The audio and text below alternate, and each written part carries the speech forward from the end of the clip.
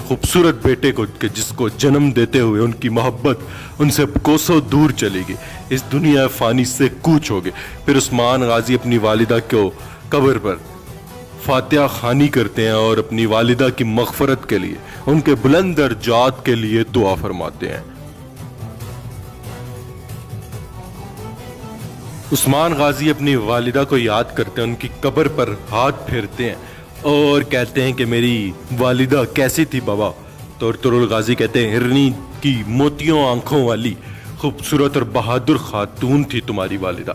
इतने में गुंदुज, साउची और उनके सिपाही जंगल में जा रहे होते, जहां पर गात लगाई हुई होती है फ्लातियुस ने। फ्लातियुस देख रहा होता है कि कहां पर पहुंच गए ये लोग, और फिर एक सिपाही आकर उसको बताता है कि साउची और गुंदुज हमारी गात वाली जगह पर पहुंच चुके हैं। तो फ्लातियुस फिर समझाता है कि जब तक मैं ना कहूं कोई हमला नहीं करेगा, और जैसे ही मैं हमला करने का कहूंगा फिर तमाम लोग हमला करेंगे और चारों जानिब से तीरंदाज भी हमला करेंगे। अब साउची और गुंदुज अपने हथियार लिए अपने साथियों के साथ आगे बढ़ रहे होते हैं। इतने में फ्लातियुस को थोड़ा शक होता है कि इतने पुरसुकून और चंद सिपाहियों के साथ यहाँ पर आया है, आखिर क्या मसला है, कोई जाल ना हो। लेकिन फ्लातियुस कंटिन्यूसली उनको देख रहा होता है, मतलब कि उनको देख रहा होता है कि कोई चाल तो नहीं है।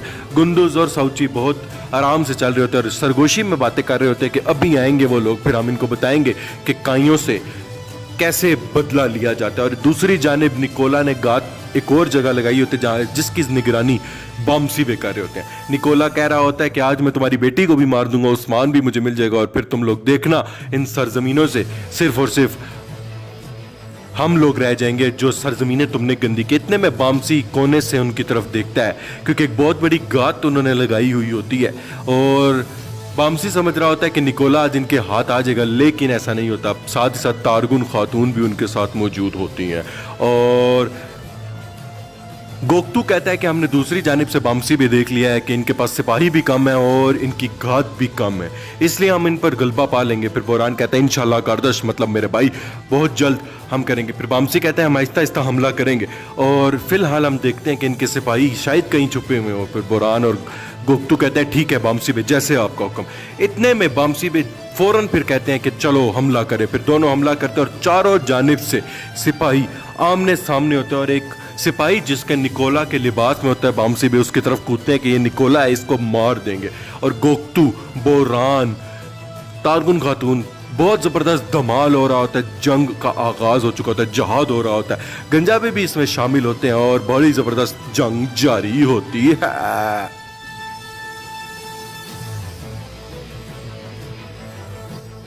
अब निकोला देखता है कि लड़ाई जारी हो चुकी है। अब आहिस्ता आहिस्ता वो अपने उस सिपाही को भी कह रहा होता है कि तुम देखना कि जैसे ही बामसी और ये लोग मेरे सामने आएंगे तो मैं इनको मार दूंगा। तारगुन खातून का वालिद बहुत गुस्से में होता है, लेकिन उसके मुंह पर पट्टी बंदी होती है जिससे वो कुछ कह नहीं सकता। गुंदुज भी और अब साउची भी दूसरी जानिब होता है। चारों जानिब से जब सिपाही आमने सामने हो जाते हैं, फ्लातियुस कहता है कि आज तो मैं तुम्हें मार लूंगा, तुम हेलिना के खावंद साउची, तुम्हें मैं मार कर उससे शादी कर लूंगा। जिससे साउची को बहुत गुस्सा चढ़ता है, लेकिन वो लोग मुस्कुरा रहे होते हैं, गुंदुज भी। तो फ्लातियुस को काफी शक होता है कि ये मुस्कुरा रहे हैं, चारों जानिब से सिपाही हैं, आखिर ऐसी क्या बात है। तो फिर गुंदुज कहता है कि तुम क्या समझते हो कि हम आ जाएंगे। फिर दोनों जानिब से जबरदस्त सी जंग जारी हो जाती है। अब इधर दूसरी जानिब काई कबीले के सरदार अर्तुगरुल गाजी और आने वाले सरदार उस्मान बे वालिद के साथ बातों में मशगूल होते हैं, अपनी वालिदा का पूछते हैं। उसके बाद कबीले के हालात के बारे में जब अर्तुगरुल गाजी कहते हैं तो बिल्कुल अर्तुगरुल गाजी की तरह उस्मान बे कहते हैं कि ये सरजमीनें हमारी हैं और आपकी फतह की हुई हैं, आपसे आगे ना कोई जा सकता है और ना ही आपसे आगे कोई जाएगा। ये मेरा वादा है कि मैं अपने मरते दम तक आपका नाम रोशन करूंगा। तो अर्तुगरुल गाजी ये सुनकर बहुत महजूज होते हैं, बहुत अच्छा लगता है कि उनका एक बेटा रियासत का कायम करेगा, लेकिन इसको थोड़ा सा हमें उजागर करने की जरूरत है। उसके बाद कहता है कि बेटा तुम मुझसे आगे भी निकलोगे, मुझसे ज्यादा किले भी फतह करोगे, लोगों की भलाई का भी काम करोगे। तो उस्मान कहता है अस्तगफिरुल्लाह बाबा, ऐसा मैं सोच भी नहीं सकता, आपसे आगे कोई नहीं निकल सकता, आपकी जितनी हैसियत है हमारी उतनी नहीं। और इस तरह की बात करता है तो अर्तुगरुल गाजी मजीद झंझोड़ कर उसको कहते हैं कि बेटा मेरी जिंदगी की जद्दोजहद सिर्फ इसलिए थी कि मैं एक ऐसी रियासत का कायम कर सकूं जिसमें तमाम लोग इंसाफ और आराम से रह सके, लेकिन अब मेरी उम्र इतनी नहीं रही कि मैं रियासत का कायम कर सको, लेकिन एक मैंने छोटी हुकूमत बना दी है, 100 गोद किले ये तुम्हारे हवाले होंगे। क्या तुम सरदार बनना पसंद करोगे? तो उस्मान कहता है कि मैं आपके नक्शे कदम पर चलूंगा बाबा, मुझे सरदारी मिले ना मिले, मैं आपके नक्शे कदम पर चलकर किले पे किले, जमीनों पे जमीनें फतह करूंगा। तो फिर उस्मान कहता है तो इसके लिए तुम्हें मुझसे आगे निकलना होगा, तुम मेरे बेटे हो लेकिन तुम्हें मुझसे आगे निकलना होगा और तुम्हें सल्तनत का कायम, रियासत का कायम रखना होगा। अर्तुगरुल गाजी झंझोड़ कर उसका हाथ पकड़ कर कहते हैं, तो उस्मान कहता है कि मेरा तुमसे वादा है कि मैं पूरी कोशिश करूंगा, ये मेरा आपसे वादा है बाबा। तो फिर अर्तुगरुल गाजी भी खुश हो जाते हैं, कहते हैं कि इस वादे की हमेशा लाज रखना कि तुमने अब ये एक वसीयत रखनी, और दूसरी वसीयत मैं तुम्हें बाद में बताऊंगा कि दूसरी वसीयत तुम्हारी क्या होगी।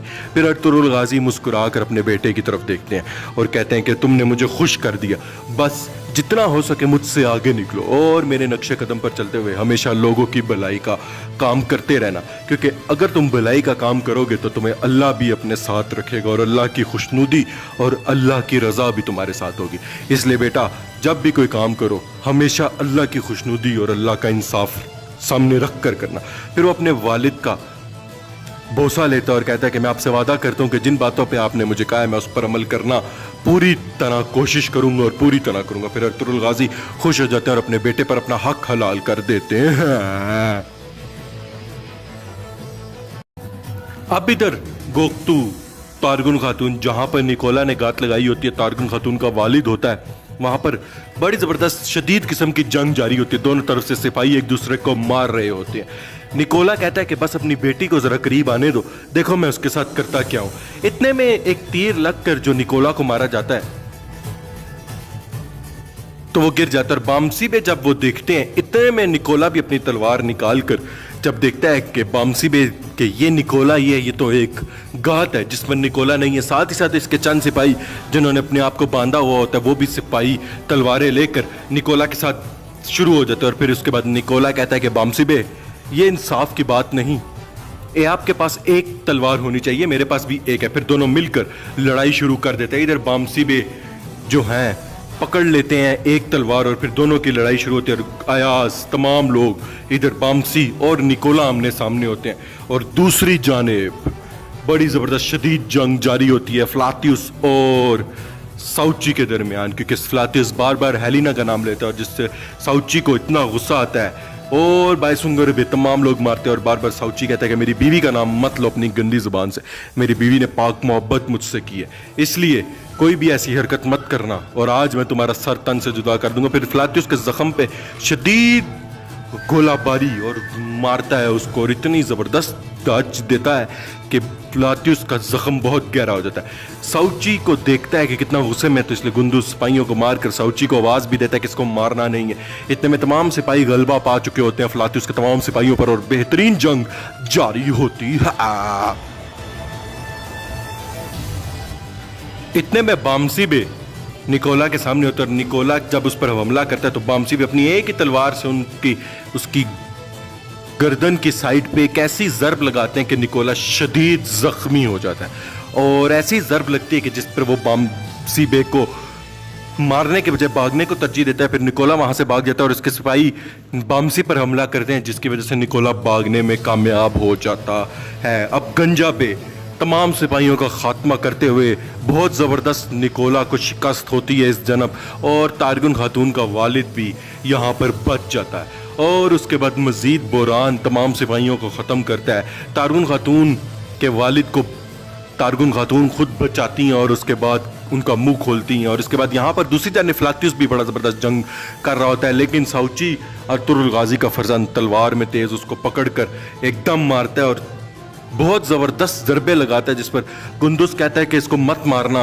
इसको आवाज़ देता है, लेकिन साउची मारने मारते ही उसको फिर छोड़ देता है, क्योंकि वो जानता है कि फ्लातियुस इसके लिए बहुत ज़्यादा ज़रूरी है। फिर उसके बाद फ्लातियुस को पकड़ लिया जाता है, और यहाँ पर उस्मान शेरों की तरह बाप के नक्शे कदम की बातें सुनते हुए आगे बढ़ता है अपने कारयाल को, दिल पर कहता है कि कारयाल अब वक्त आ चुका है कि कैसी रियासत बनाएं जिस पर तमाम तुर्क कबाइल एक हो जाए, जिसमें तमाम लोगों को इंसाफ मिले, और मैं हूँगा वो जो तमाम लोगों को इकट्ठा करेगा बिखरे हुए तुर्क करबाइल को एक साथ करेगा कारयाल, इसलिए तुमने मेरा हमेशा साथ देना है। फिर उसको वो ख्वाब याद आता है जो उसने अपने सीने से, चांद जो शेख दबाली से सीने से निकल कर इनके सीने पे पहुंचा था और दरख्त में तब्दील हो गया था, जिसके नीचे 4 नहरें, 4 बड़े दरख्त और 4 समुंदर बहते हैं। इसका मतलब है कि रियासत का कायम बहुत ज़रूरी है। फिर कारयाल को प्यार करके कहते हैं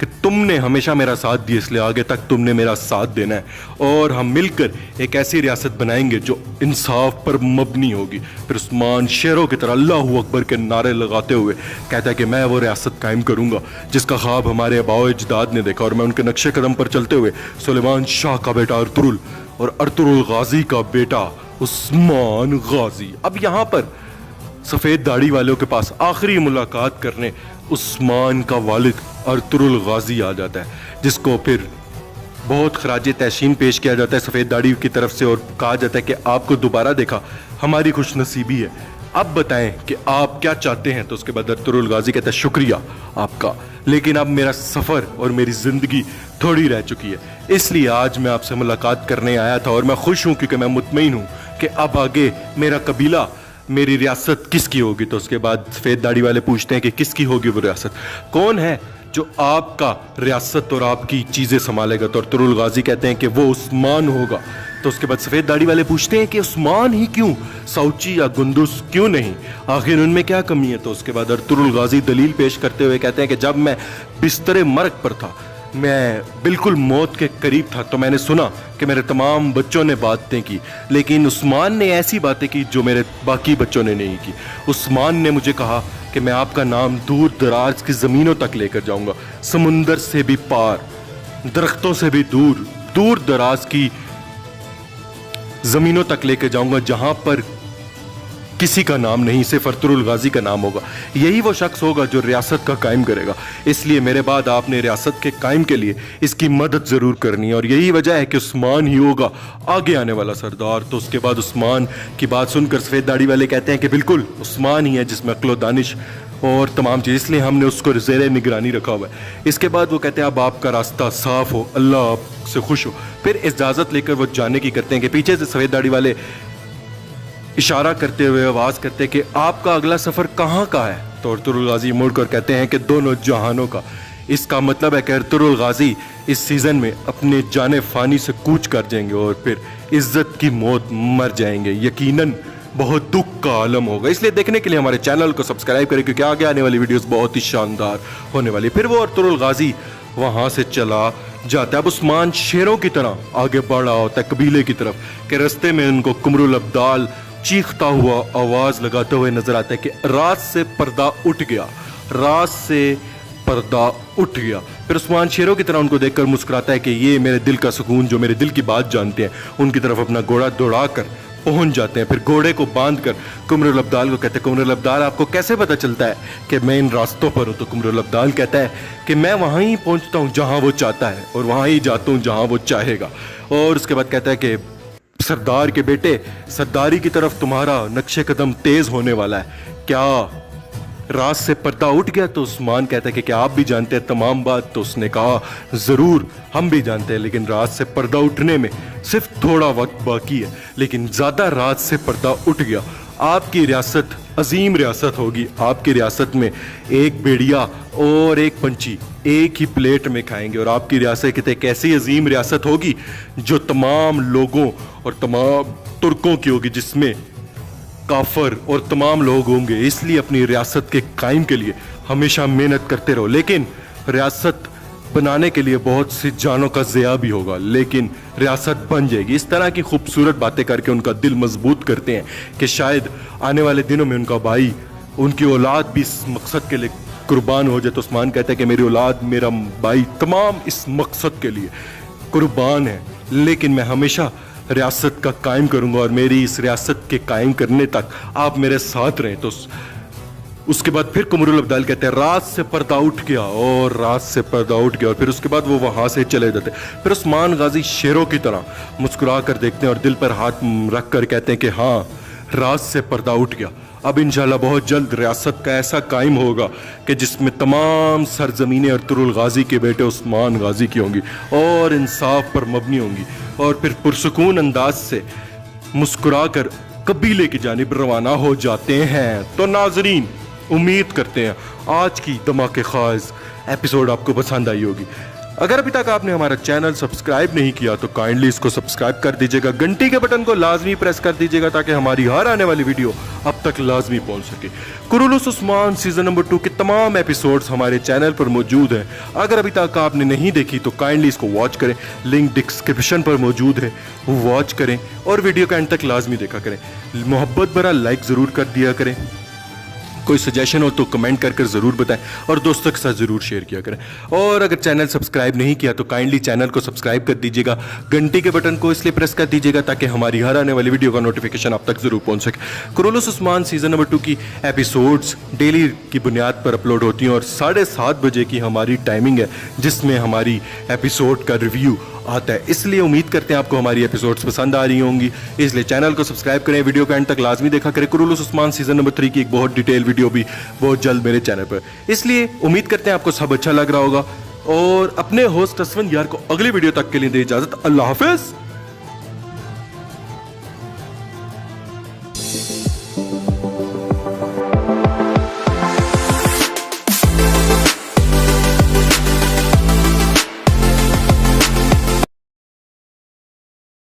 उनकी इज्जत में खड़े होते हैं तो अर्तुगरुल गाजी उनको बिठा देते हैं और कहते हैं कि मेरी ज़िंदगी का अब कुछ ज़्यादा पता नहीं, क्या तुम तमाम लोग मेरी इस सरदारी से राज़ी हो?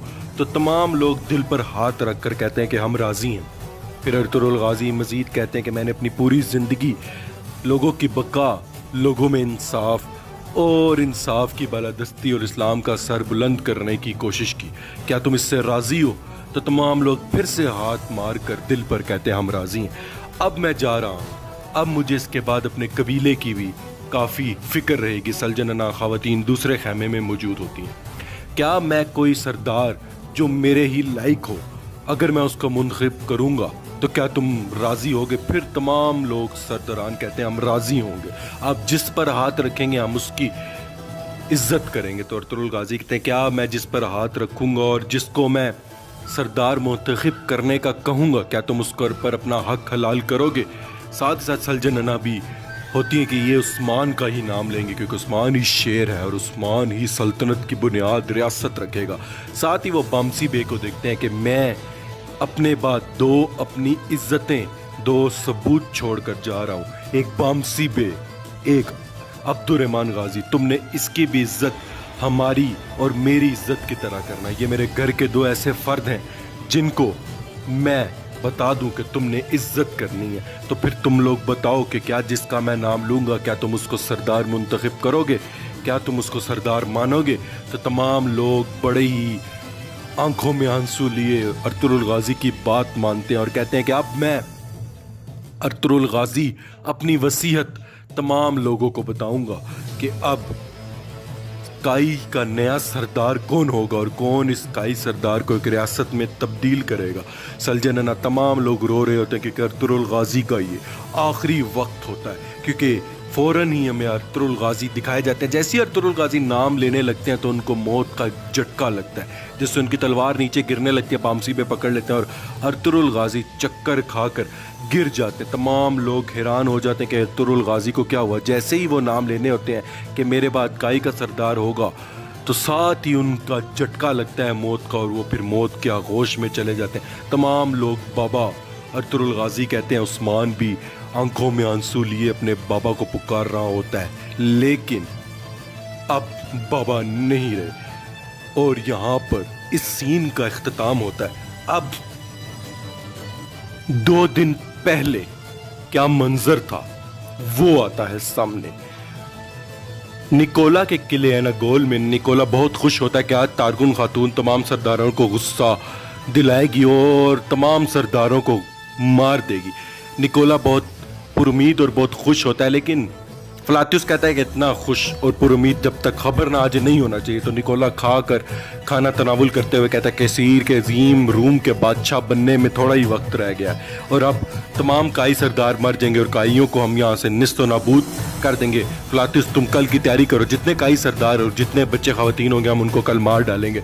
तुम फिक्र ना करो, ये अजीम एक बहुत बड़ी फतह होगी हमारे लिए और मैं जल्दी से इंतज़ार कर रहा हूँ कि कब खुशखबरी आएगी, कब आएगी। बहुत नाच रहा होता है कि अब खुशखबरी आएगी कि काई सरदार मर चुके हैं। अर्तुरुल गाजी जैसे ही एक सिपाही आता है, बड़ा ही उसकी आवाज़ में लड़खड़ाहट होती है और वो कहता है कि खबर आई है काई सरदार में कोई नहीं मरा बल्कि जिरगा मुंतकिद हुआ है।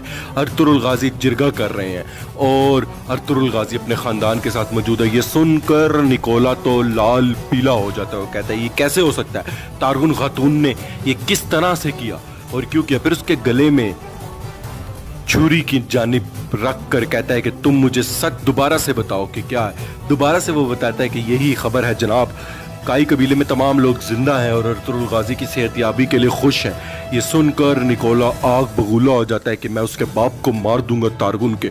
वो कुमान सरदार की बेटी, उसने मेरे साथ धोखा किया है, मैं नहीं छोड़ूंगा किसी को और मैं उसको मार डालूंगा। बहुत गुस्से में होता है। फ्लातियुस भी उसको देख रहा होता है और अपनी बात दिल में दोहरा रहा होता है कि मैंने इसे पहले कहा था कि इतनी खुशियां मत मनाए। लेकिन निकोला कहता है कि मैं अब उस्मान को नहीं छोड़ूंगा, मैं अब एक ऐसा जाल बिछाऊंगा, मुझे अपने गुस्से पर काबू रखना आता है। फ्लातियुस तुम कल की तैयारी करो, हम तारगुन खातून को पकड़ेंगे और उसके जरिए अब उस्मान को हासिल करेंगे और कैसीर का अजीम बादशाह रूम का दोबारा जाग उठेगा।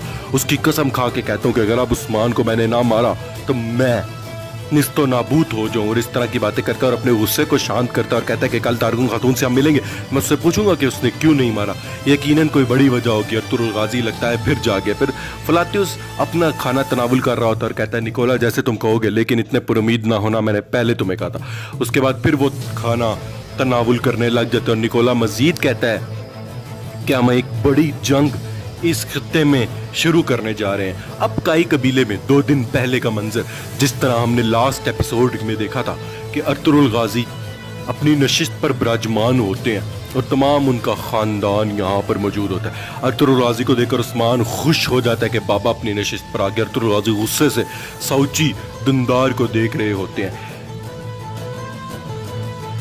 सलजनाना कहती हैं आपको देख लिया मैंने, दोबारा इस तरह मैं मर भी जाऊं तो मुझे कोई फिक्र नहीं। साउची भी आगे बढ़कर उनका हाथ चूमने की कोशिश करता है, लेकिन उस अर्तुरुल गाजी गुस्से में देखकर अपना हाथ पीछे कर लेते, अपने हाथ का बोसा नहीं लेने देते साउची को और साउची अपनी जगह पर वापस चले जाते हैं क्योंकि अर्तुरुल गाजी जानते हैं तमाम बात और फिर कहते हैं तमाम सरदार को, मेरा शेर अब्दुर्रहमान गाजी मुझे कबीले में जो हालात थे तमाम से आगाह करता रहा। उस्मान और तमाम लोग यहाँ पर मौजूद हैं, अब तमाम सरदारान यहाँ पर बैठ जाएं और फिर तमाम के तमाम इनका खानदान बैठ जाता है। अर्तुरुल गाजी सलजनाना को इशारा करता है और फिर उसके बाद सलजनाना कहते हैं खावतीन यहाँ से जाने का वक्त हो आ जाता है, मर्दों को बातचीत करने पे। तमाम खावतीन जिसमें गजल खातून, हालिना, बाला खातून होती हैं वहाँ से चली जाती है। फिर अर्तुरुल गाजी बैठे हुए होते हैं और तमाम इनका खानदान जिसमें गुंदुज, बामसी,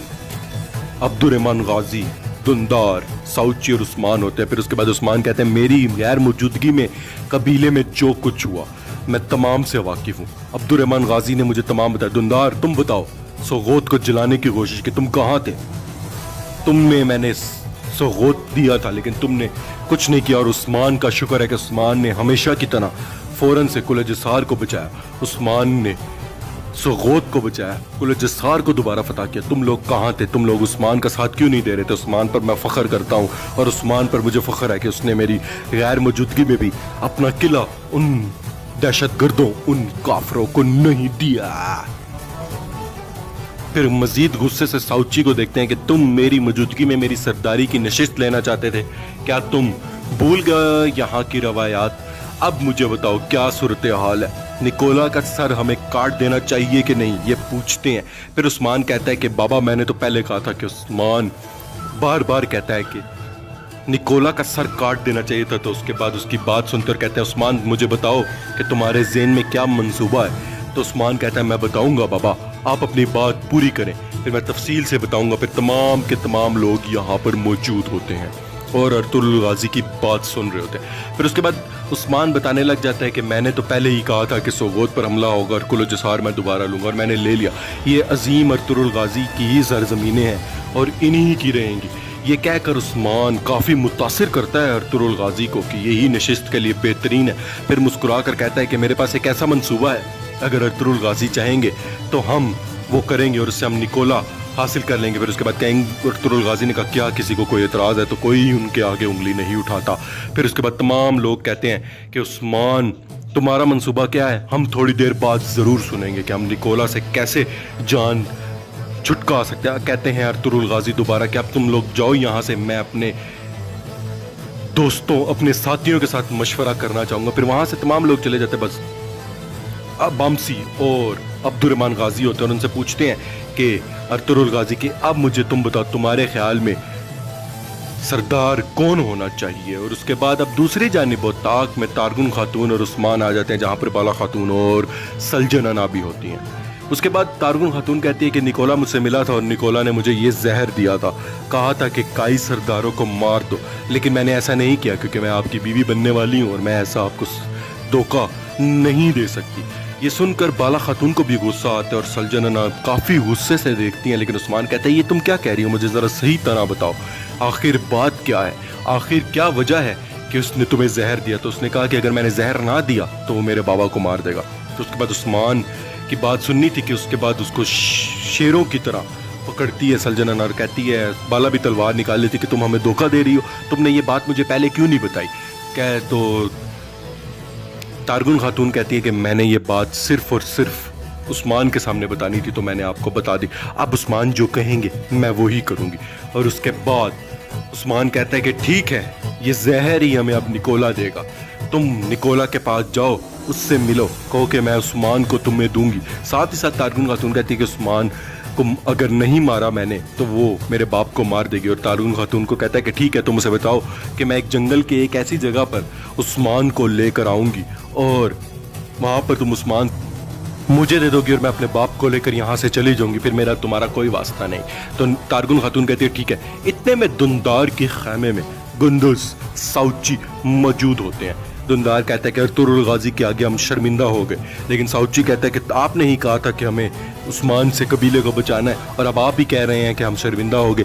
हम शर्मिंदा ज़रूर हो गए, मैं बाबा से नज़रें मिलाने के काबिल नहीं। लेकिन गुंदुज कहता है कि कोई बात नहीं, बाबा ने तुम्हें ज़्यादा कुछ नहीं कहा, तुम्हें फिक्र की बात नहीं। इतने में उस्मान शेरों की तरह अंदर आता है और कहता है कि हाँ अम्मी, मतलब चाचा जान, भाईजान, आप तो बहुत अमन का मुआहदा करने जा रहे थे, मुझे एक खबर मिली है जो मैं आपको बताना चाहूँगा। तो साउची कहता है क्या खबर है, हमें भी बताओ।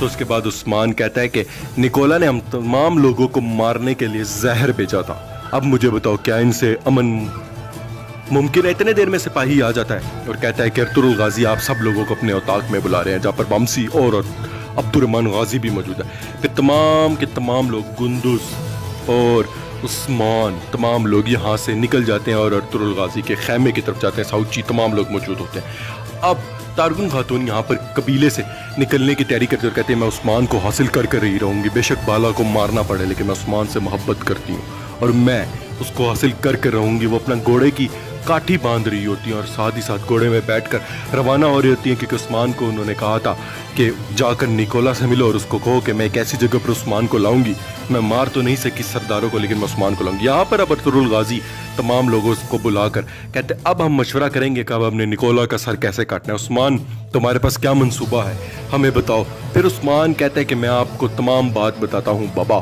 कि आखिर क्या चल रहा है और हमें अनगोल किला क्यों फतह करना चाहिए। तो अर्तुगरुल गाजी कहते हैं कि ज़रूर बेटा, हमें फ़ौरन बताओ ताकि हम उसके मुताबिक तदबीर करें।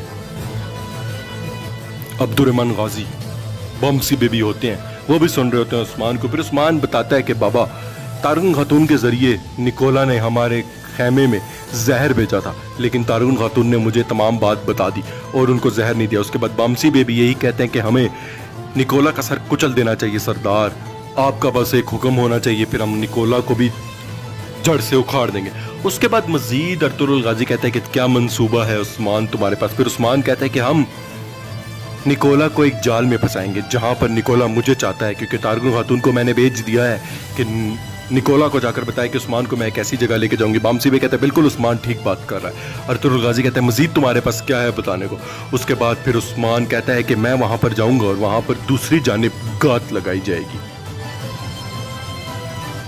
लेकिन गात उस जगह नहीं होगी, गात वाली जगह से पीछे गात लगाई जाएगी जहां पर अगर अम्मी और भाईजान राजी हो तो वो वहां पर हमला करेंगे, क्योंकि निकोला से किसी भी चीज़ की बईद नहीं, निकोला कुछ भी कर सकता है। इसलिए अब आप बताएं क्या आप राजी हैं इस मंसूबे पर?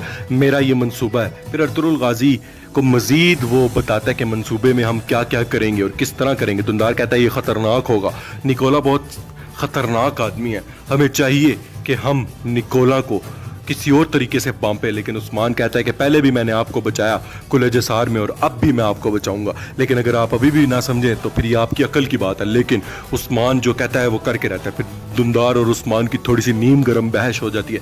इतने में अर्तुगरुल गाजी कहता है कि उस्मान के मंसूबे के बारे में तुम लोगों को कोई शक व शुबात है? तो उनके भाई और तमाम लोग कहते हैं नहीं, उस्मान ठीक कह रहा है, हमें निकोला को सर से उतार देना चाहिए। और साउची कहता है कि मैं भी यही कहूँगा कि हमें जाकर गात लगाकर उसको मार देना चाहिए, क्योंकि वो हमारे कभी भी हमला कर सकता है। बाबा जिस तरह आप कहें, मैं जाकर सिपह सलार हूँ मैं यहाँ का, और मैं तमाम सिपाहियों को तैयार करता हूँ और हम उस्मान को मंसूबे के मुताबिक काम करेंगे। लेकिन ये इतना आसान नहीं होगा, ये ख़तरनाक हो। लेकिन उस्मान कहता है कि ख़तरनाक तो हम खेल ही खेलेंगे, क्योंकि हमने रियासत का कायम करना है और रियासत के कायम के लिए बहुत कुछ किया जा सकता है। फिर उस्मान की बात सुनकर अब्दुर्रहमान गाजी, बामसी और अर्तुगरुल गाजी काफ़ी मुतासिर होते हैं। फिर उसके बाद अर्तुगरुल गाजी कहते हैं कि बिल्कुल सही बात है, उस्मान बिल्कुल ठीक कह रहा है, और अगर हमने उसका गला ना काटा तो वो हमारे ही सर पर दौड़ेगा। और उसके बाद अर्तुगरुल गाजी कहता है कि ठीक है, उस्मान ने जिस तरह मंसूबा कहा है, बामसी अब्दुर्रहमान गाजी तुम भी हमारे इनके साथ जाओगे, दुंदार तुम पीछे से हमला करोगे, और जो उस्मान जगह बता रहा है उसके मुताबिक हमला होगा, और फिर मुझे तुम लोग बताओगे कि क्या तुम कामयाब होगे। और अगर निकोला को हमने पकड़ लिया तो यहाँ पर बहुत खून रेजी हो